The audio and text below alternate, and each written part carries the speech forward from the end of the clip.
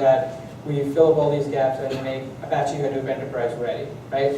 And one of the projects, or two of the projects we're going to talk about is Stinger, right? Or Stinger and Tay specifically.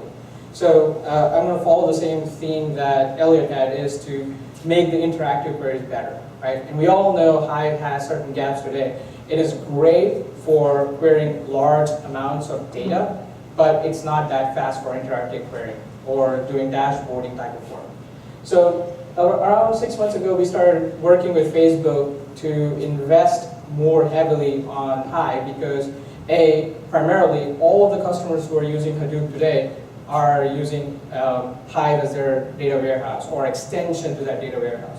I'm certainly not saying we're replacing your data warehouse, but extension to that data warehouse, right? And lots of investment, lots of code has been developed around Hive.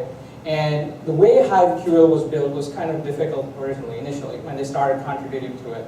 So people have learned their ways from traditional SQL into HiveQL, right? So now all these skill sets are basically formed around Hive itself.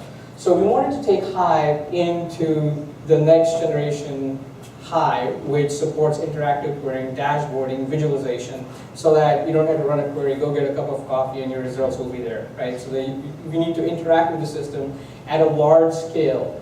So we essentially make Stinger as an initiative. Stinger is not a product. Stinger is built on an initiative, which basically means we're going to make Hive better by improving multiple projects, right? So if you see Hive today, underneath the Hive framework is MapReduce. So essentially, when you write any queries in Hive, it turns into a MapReduce job underneath, right? So that's one. Is there any question? The second one is, we know HiveQL is not completely SQL compliant, right? So we want to make sure that we give deep analytical functionality, right? We want to make sure we have a wide variety of windowing functions. And we'll see where we are at with that, right? So those are the two